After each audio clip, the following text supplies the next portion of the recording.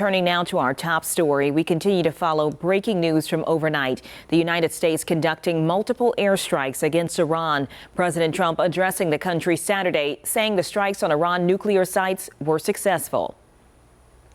Our objective was the destruction of Iran's nuclear enrichment capacity and a stop to the nuclear threat posed by the world's #1 state sponsor of terror. There will be either peace or there will be tragedy for Iran far greater than we have witnessed over the last 8 days. Remember, there are many targets left. Well, in just under an hour, we are expecting to hear from Secretary of Defense Pete Hegseth in a news conference from the Pentagon.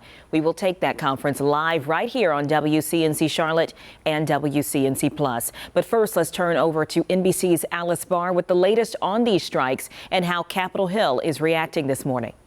Thank you very much. In a dramatic escalation, President Trump tonight ordering U.S. airstrikes on 3 nuclear sites inside Iran, calling the attack successful. Our objective was the destruction of Iran's nuclear enrichment capacity and a stop to the nuclear threat. These White House photos show the president and his close advisors in the Situation Room as events unfolded.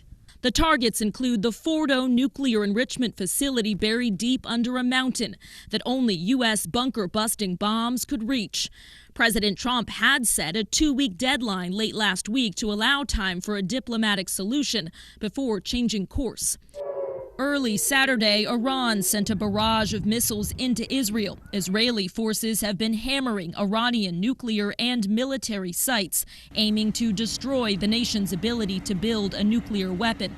President Trump saying it's now up to Iran to make peace. If they do not, future attacks will be far greater. Immediate reaction coming in from Capitol Hill, with Republican Representative Thomas Massie, who introduced a bipartisan war powers resolution last week, saying of the U.S. strikes, quote, "This is not constitutional." Others, including House Speaker Mike Johnson, praising the move for preventing the, quote, "world's largest state sponsor of terrorism" from obtaining the most lethal weapon on the planet. Iran's supreme leader warned last week that any U.S. military involvement would bring irreparable damage. President Trump posting that any retaliation by Iran against the U.S. would be met with far greater force. In Washington, Alice Barr, NBC News.